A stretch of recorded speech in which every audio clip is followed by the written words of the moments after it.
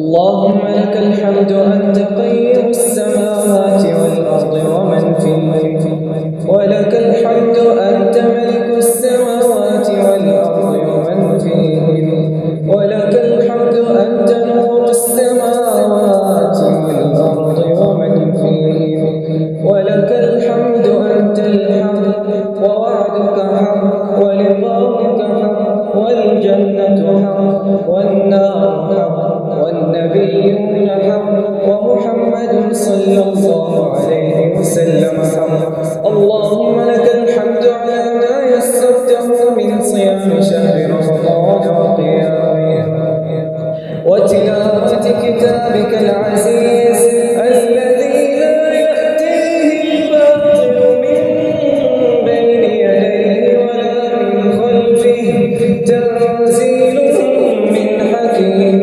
حميد.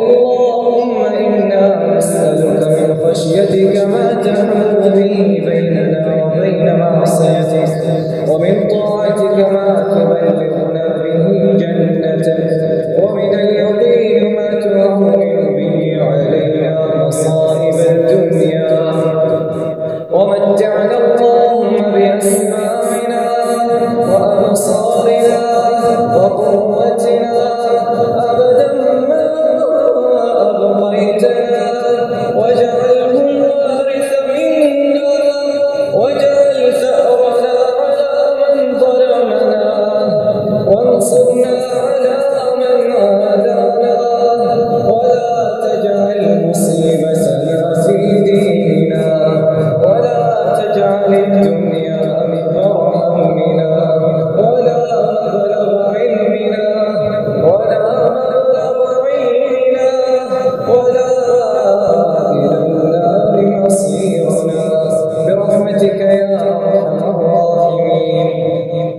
اللهم اهدنا فيمن هديت، وعافنا فيمن عافيت، وتولنا فيمن توليت، وبارك لنا فيما أعطيت، وقنا واصرف عنا برحمتك شر ما قضيت، إنك تقضي ولا يقضى عليك، إنه لا يذل من واليت ولا يعز من عاديت، تباركت ربنا وتعاليت.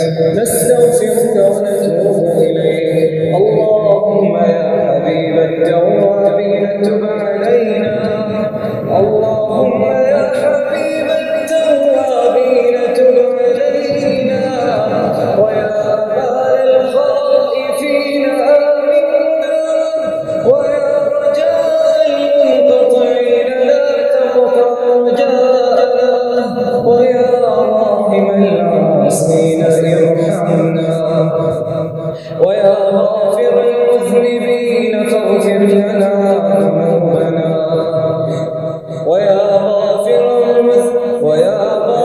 المذنبين فاغفر لنا ذنوبنا، وكفر عنا سيئاتنا، وتوفنا مع الأبرار.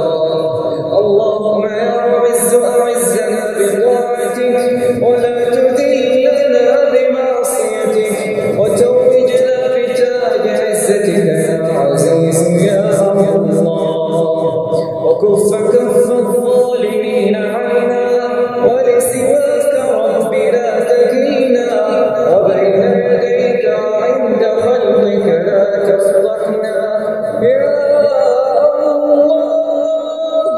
اللهم لا تدع لنا ذنبا إلا غفرته، اللهم لا تدع لنا ذنبا إلا غفرته، ولا هما إلا فرجته، ولا دينا إلا قضيته، ولا مريضا إلا شفيته وعافيته، برحمتك يا أرحم الراحمين.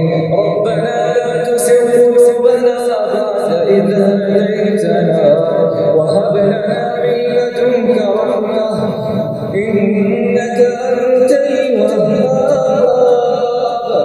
ربنا لا تؤاخذنا إن نسينا